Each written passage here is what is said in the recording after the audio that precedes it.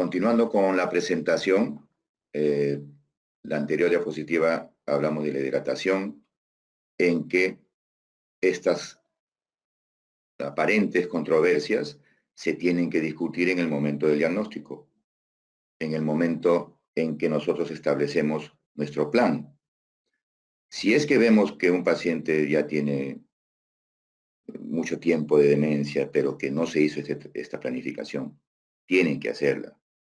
Así el paciente sea visitado por especialistas, que todavía no haya un manejo centrado en la persona, pero si ya les tocó a ustedes conocerlo y verlo, y van a atreverse a manejarlo en este final de la vida, deben hacer lo que no se hizo. No puede fallecer un paciente en sus manos sin haber hecho todo esto que le estamos mostrando. ¿Ya?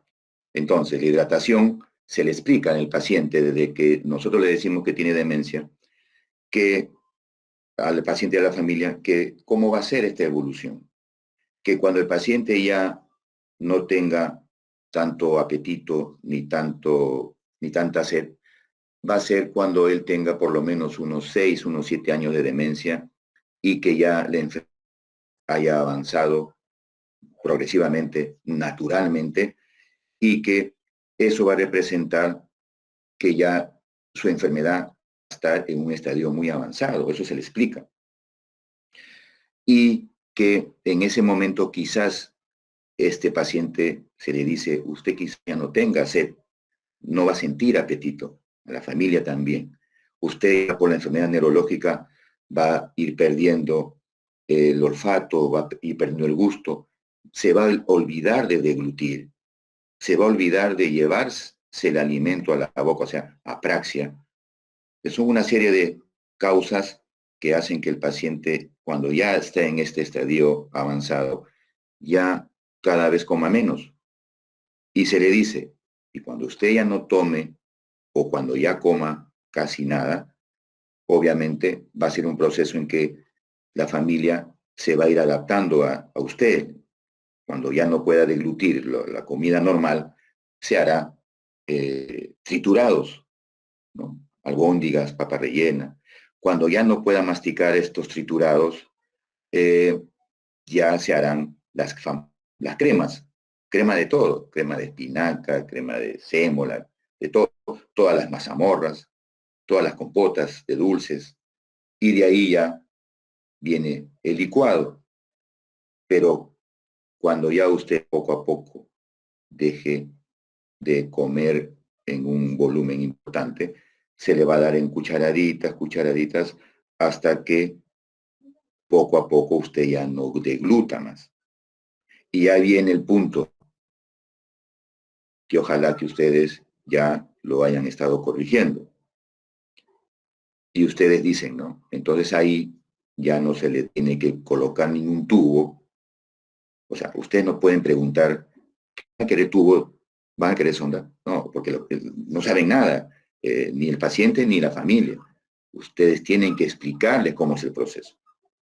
Entonces, se les dice, y en ese estadio en que ya más o menos en 2 años ha ido perdiendo peso porque cada vez ha comido menos como producto de su enfermedad, de la evolución natural, entonces eso quiere decir que ya el paciente está llegando al final de su enfermedad o de su vida.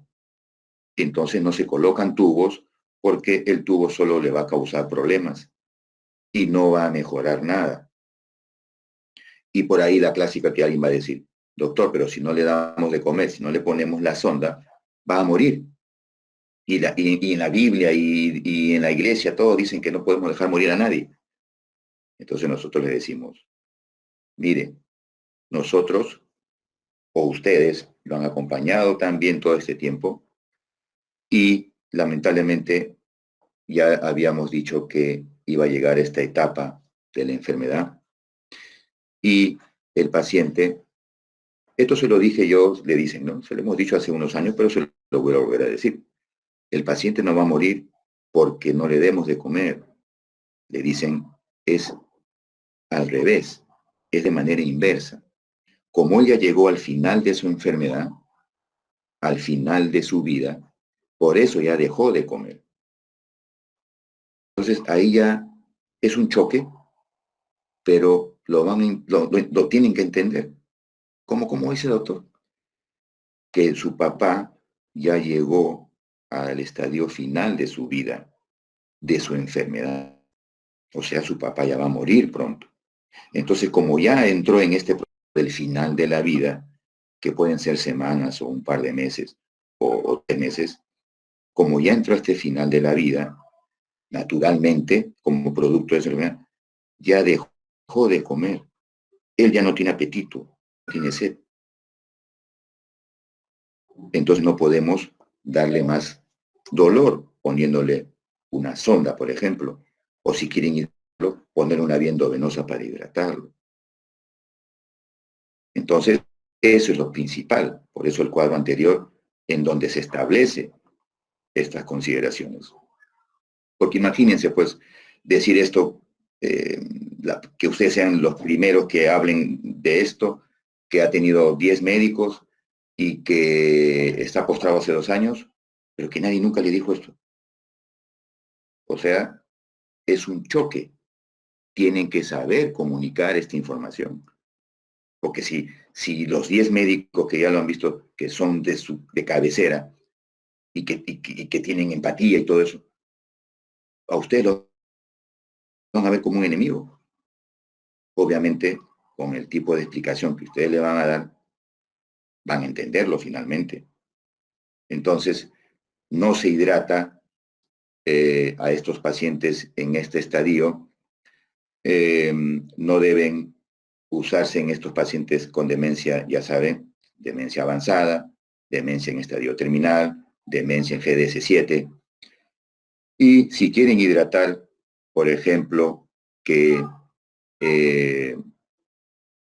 haya estado estable en su terminalidad, en su declive, pero estable, y que, por ejemplo, sea su cumpleaños y que habían preparado, él mismo participó levemente, pero veía que su habitación la habían arreglado como para celebrar algo, pero claro, obviamente ya no sabe qué va a hacer. Pero si había expectativas, ¿no?, de los nietos, de quizás celebrar su último cumpleaños porque ya lo veían que estaba muy mal. Pues, y si, por ejemplo, tiene una diarrea, o sea, se ha deshidratado, ¿qué hacen? No puede deglutir porque ya cada vez deglute menos. Entonces, ahí sí podrían poner una vía subcutánea, ¿no? Como una dermocrisis, para hidratarlo un par de días. Miren, se puede pasar hasta 1,5 litros, pero con 1 litro es suficiente. Entonces, le pasan 1 litro un día, o sea, de jueves para viernes y de viernes para sábado, y en 2 días el paciente con 2 litros ha recuperado el litro que perdió, bueno, le han regalado 1 litro más y vuelve a estar como estaba hace 3 días. Entonces, recurrencia de una diarrea, de una deshidratación, que probablemente no ameritaría una hidratación parenteral porque la vía subcutánea es enteral. Pero se fijan los objetivos. ¿Qué querían? ¿Cuál es el objetivo? La reunión de la familia. Y esto no es cruento. La inserción es lo menos invasivo que existe. Y es una alita que está 3 soles. Entonces, ella es de fácil aplicación. Entonces, ese es un ejemplo simple de cómo poner, o en qué circunstancias se puede poner una hidratación, como se dice, benigna, no cruenta, con el objetivo, claro, pero también lo usamos cuando ya el paciente requiere algún tipo de tratamiento parenteral porque ya no deglute, y también usamos el cloruro, no ya 1 litro, sino esas bolsitas de 100 mililitros, o en todo caso la bolsa de 100 mililitros, y ese medio litro puede pasar en 2 días, pero ya con los fármacos sintomáticos, ¿no? Ya cuando el paciente ya esté en la fase de final de los últimos días, pues ahí en ese cloruro va a ir el tramadol, la morfina, la iosina o la metoclopramida o el midazolam, pero va a servir básicamente de vehículo ese cloruro. No es para hidratar, pero lo estoy mencionando que aquí entre paréntesis puse hipodermoclisis. La vía subcutánea es la vía que lo va a acompañar al paciente en esa última fase de los últimos días. Y es muy simple, es la vía subcutánea debajo de la clavícula y el frasco y dentro los medicamentos sintomáticos. Y infusión continua en vez de embolo, porque embolo es muy estresante porque hay que poner, son 4 medicamentos y si le van a poner cada 4 o 5 horas, lo más práctico es una infusión continua. Por gravedad va a caer ese cloruro. En cuanto a la alimentación, bueno, ya les avancé, ¿no? Se les explica cómo es la evolución de la demencia y obviamente siempre va a ser controversial el actuar o no, pero cuando es con comunicación, cuando ya se estableció ese plan 6 años antes, o sea, cuando usted le dijo, don Juan, usted está comenzando la enfermedad del olvido, lamentablemente tiene un Alzheimer y él todavía está competente y comprende. Y si comprende, obviamente se va a deprimir porque sabe lo que se le viene. Y usted lo va a seguir. 3, 4 años ya no lo reconoce a usted, le va a decir doctorcito, pero la familia sí, y siempre recordando, ¿no? Lo que se dijo y cómo evoluciona. Y cuando ya estén un año antes, cuando ya ustedes digan, no me sorprendería que mi paciente fallezca en un año, entonces ahí otra vez le dicen a la familia, señora Rosa, ¿se acuerda que hace 6 años le dije que su papá iba a tener un proceso de, mire, ya está comiendo, ya inició hace 2 o 3 meses, se ha dado cuenta, ¿verdad? Entonces ya sabe que en cualquier momento él ya va a dejar de comer y de tomar agua y que ya le dije hace 6 años que no se le iba a colocar una sonda. Ah, claro, doctor, eso ya lo tenemos claro porque hace 5 años usted me lo dijo. Imaginen ese escenario versus que le digan, señora, ya sabe, ya no hay que ponerle sonda, y que usted recién lo ven a este paciente. Usted es nuevo.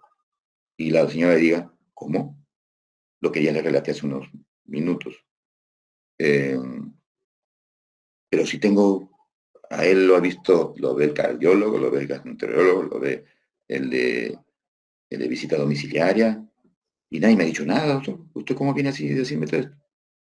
Entonces, por eso, eviten esas situaciones por el bien del paciente. En cuanto a alimentación, eh, revisión, el Cochrane actualizó la del 2015.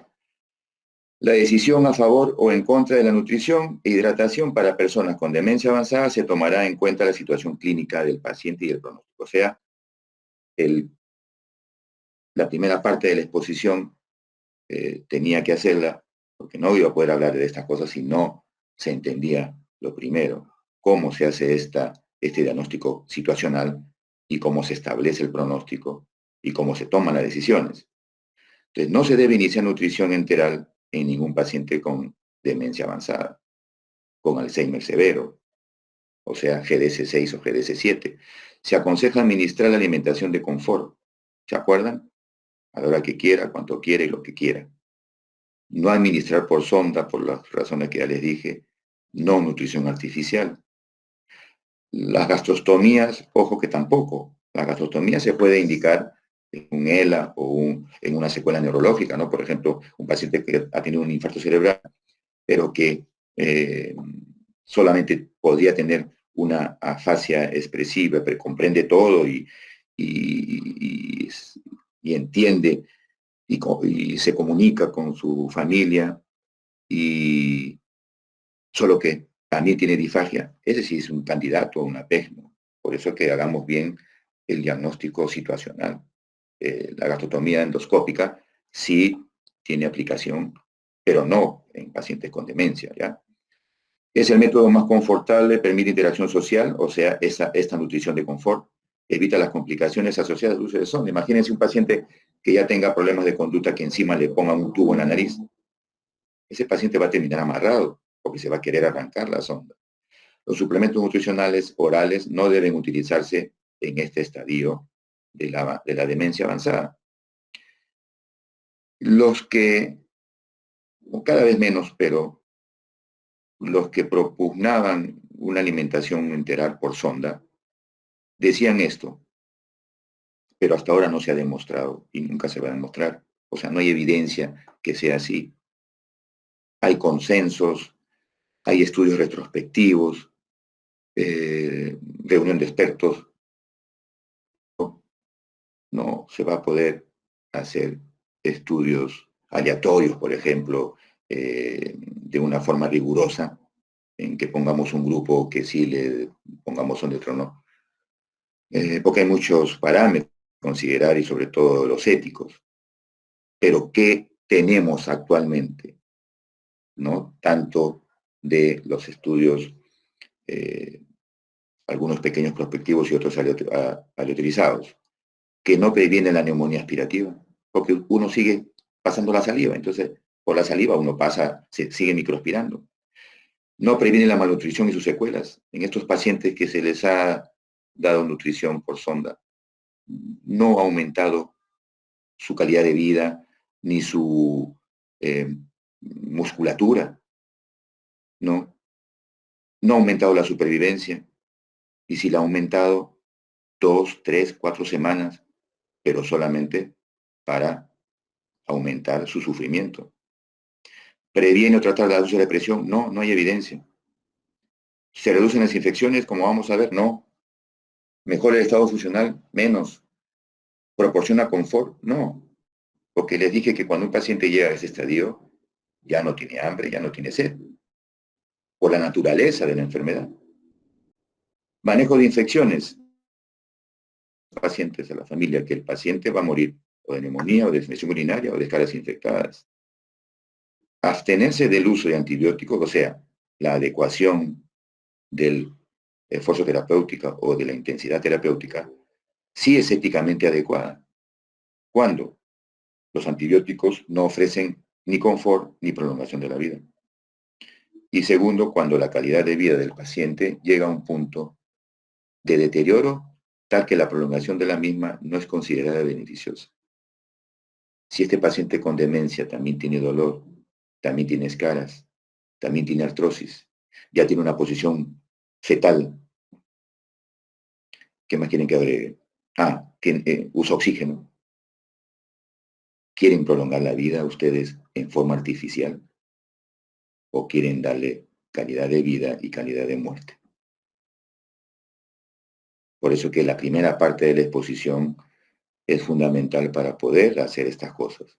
Si ustedes no hacen lo primero o no entienden no entendemos lo primero, la primera parte, todo esto no lo vamos a poder hacer.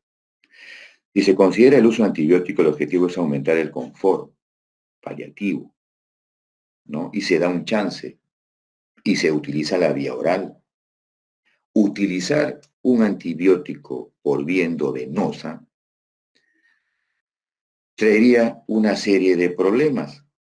Por ejemplo, si es endovenoso, vamos a suponer que lo hospitalizan. Y si lo hospitalizan, vamos a suponer que ya tuvo 3 infecciones previas y que esta, bueno, ojalá que tenga un urocultivo, pero, o un cultivo de secreción faríngea. Ya entran desde emergencia con un tratamiento empírico y le ponen pipetas o ceftriaxona, meropenem. ¿Qué pasa? Además de los problemas logísticos, del hecho de llevarlo a un hospital, a los gastos, a los costos, a las interacciones medicamentosas, porque obviamente estos pacientes, si están hospitalizados, van a recibir una serie de medicamentos endovenosos. Y también se puede fomentar, como se ha demostrado, la resistencia bacteriana. Y estos pacientes van a ser transportadores de estas bacterias. Entonces, ¿qué nos pasa de vez en cuando? Que en estos pacientes crónicos avanzados que han recibido antibióticos de amplio espectro y le pedimos un urocultivo o cuando entra en emergencia lo mandan a la sala de concentraciones, pero menos mal que antes le pidieron un urocultivo o un hemo, y nos llega el resultado y sale resistente a todo, pero que todavía no podemos darle de alta o todavía el paciente está estable, no va a morir pronto. ¿Qué tenemos que hacer? Tenemos que aislarlo. O sea, vamos contra lo que habíamos hablado de los cuidados paliativos en cuanto a que debía que estar acompañado, debía estar con su esposa, con sus nietos. Tenemos que poner con esta condición de una resistencia bacteriana en la puerta un par de mandiles y para la persona que entre, entrar con mandil y no estar mucho tiempo porque después va a llevar los patos. Entonces hay que tener una serie de consideraciones a la hora de elegir dar antibiótico o no. Este es un modelo para la desprescripción de los medicamentos. La medicación puede ser apropiada cuando el pronóstico es bueno, o sea, al inicio, cuando el tratamiento puede ser curativo, ¿no? Cuando el tratamiento es estabilizador, ¿no? Por ejemplo, si tiene demencia GDS 3, 4, pues, está con sus antidemenciales. Si tiene problemas de conducta importantes, un antipsicótico. Si tiene depresión, un antidepresivo, y el paciente está tranquilo. Entonces le seguimos dando medicación. Vislumbramos que tiene un pronóstico de 5 años, entonces podemos seguir usando la aspirina, el clopidogrel, para prevención secundaria, sobre todo si tiene antecedente de un DCB. Pero miren, conforme la esperanza de vida del paciente disminuye, los objetivos asistenciales también. Ya no debe ir al hospital, ya no debe ir al consultorio, sino ya está en casa, ya está en visita domiciliaria, ya está en PADOMI. ¿Ah? Entonces, los objetivos del tratamiento también deben cambiar. Y el tratamiento que antes era curativo, estabilizador, ahora debe ser paliativo porque el pronóstico ha empeorado. Entonces ahí viene la desprescripción. Estatinas, ¿no? La presión, muchos pacientes usaban 3, 4 antihipertensivos y conforme avanza la enfermedad o el declive, ya va bajando la presión y no necesitan antihipertensivos. Los anticolesterásicos también, más o menos, los usamos unos 2 o 3 meses antes de fallecer, porque no se deben retirar antes y no se deben evaluar, obviamente, con test en que uno les pregunte, porque estos pacientes ya no responden, no hablan, sino con los gestos que hacen, con la reactividad, con esa comunicación no verbal. Se ha visto que cuando uno retira muy prematuramente un antidemencial, en 2 o 3 semanas los pacientes ya no miran a sus hijos, ya no colaboran, se ponen tristes. Entonces nos llaman, doctor, vino el médico tal y le quitó y mire cómo está mi papá. No, señora, hay que volverle a dar. Y otra vez vuelve a ese estado basal de calidad de vida. Entonces hay que tener mucho cuidado en qué momento. Obviamente cuando ya hay efectos secundarios, sí, eso sí se retiran desde un inicio, ¿no? Hierro, calcio, vitamina D ya no tiene sentido, fármaco para osteoporosis y las benzodiazepinas, que no debería estar siquiera en este cuadro, pero lamentablemente en un país pobre como el nuestro, a todos los viejitos se le da benzodiazepinas. Estos medicamentos están proscritos en adultos mayores, solo deben usarse en adultos mayores 6 semanas cuando están con un paciente con ansiedad. 6 semanas porque en ese tiempo tienen que darle un antidepresivo ansiolítico ya de uso crónico, pero no las benzodiazepinas. En cuanto al delirio y agitación, descartar, ¿no?, la causa, tratar de descubrirla, si hay dolor, si hay efectos adversos a fármacos, causas de incomodidad, alteración de conducta porque seguro o el ambiente o el cuidador le están haciendo daño. Tratamiento sintomático, ¿no? Primero etiológico, y si no descubren la causa o no la hay, y el tratamiento sintomático con el aperidol, si es por vía subcutánea. Si es por vía oral y prefieren gotas, los atípicos tenemos la risperidona en gotas, en Nivelan. Si es muy severo y ya estamos cada vez más cerca al final, ya podemos utilizar la sedación o la sedonalgesia, ¿no?, con las benzodiazepinas, el midazolam vía subcutánea. La restricción física, ojo, no se justifica. El dolor, ya saben que los pacientes con demencia no identifican bien esas sensaciones dolorosas y se manifiestan indirectamente. Y ustedes lo ven con agitación, alteraciones posturales, respiración ruidosa, vocalizaciones no verbales, gritos, gruñidos, expresiones faciales o cambios en el comportamiento habitual. Entonces, eh, tienen que sospechar que haya dolor y le dan el paracetamol mañana, tarde, noche por 3 días y van a ver cómo se calman estos pacientes. O sea, sirvió esta prueba terapéutica. Y cuando ya estén en un estadio ya muy avanzado o en un estadio de los últimos días, ya saben que los analgésicos no tienen techo. El objetivo en una etapa de manejo paliativo es el control de los síntomas. No hay techo para la dosis de morfina. Que a sonaje vesical, eh, obviamente la única indicación es cuando hay una retención vésica, de orina aguda. Ya saben todas las molestias que trae, pero ojo, no está indicada para prevenir ni úlcera de presión, como vimos en el cuadro anterior, ni para el control de diuresis. En un paciente de estas características no debemos cuantificar nada, ¿no? Ningún tipo de balance hidroelectrolítico ni nada. Eh, Ojo que si cuando el paciente ya tiene sonda, lo conocen con sonda, no se la retiren porque obviamente va a volver a hacer retención vesical y le va a causar dolor. En cuanto a lo que dijimos que la medicina, tanto en geriatría como en medicina paliativa, debe ser una atención centrada en la persona. Y esta atención centrada en la persona tiene algunas características, ¿no? Donde el manejo o la evaluación tiene que ser holística.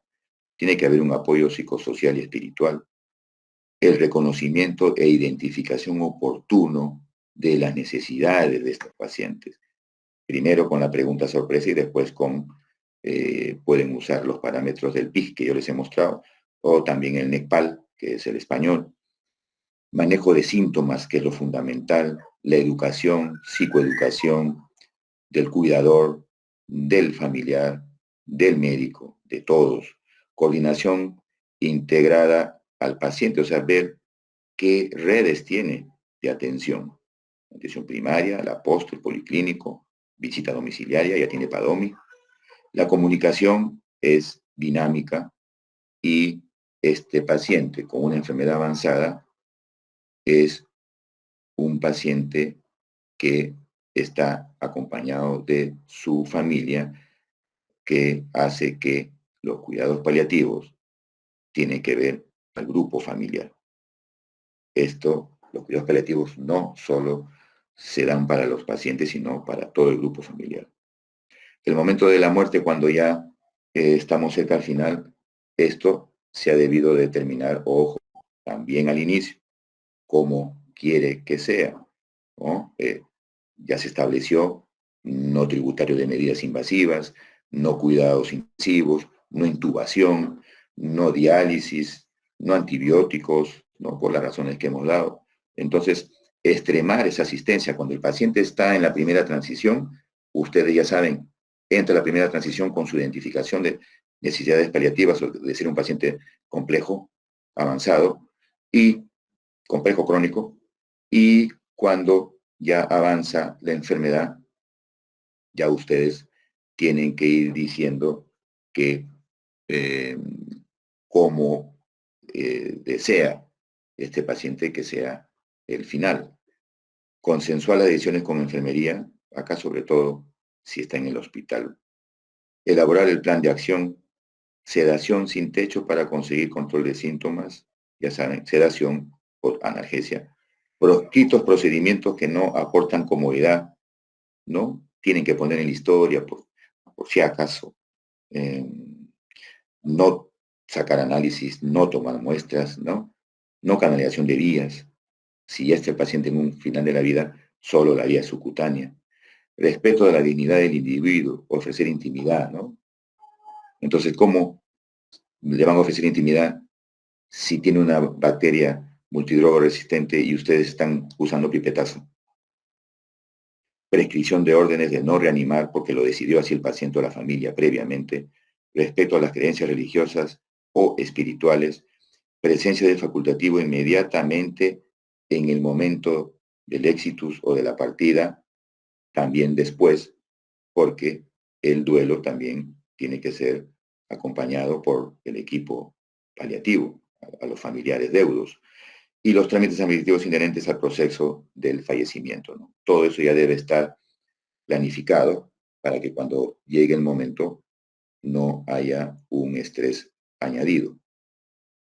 Muy bien, quiero agradecer otra vez al comité organizador por la invitación y ha sido un gusto darles estos conocimientos. Este es el centro geriátrico donde trabajamos y que tenemos la dicha de que muchos colegas de Padomi se han formado ahí y también los residentes con nosotros. Muchas gracias.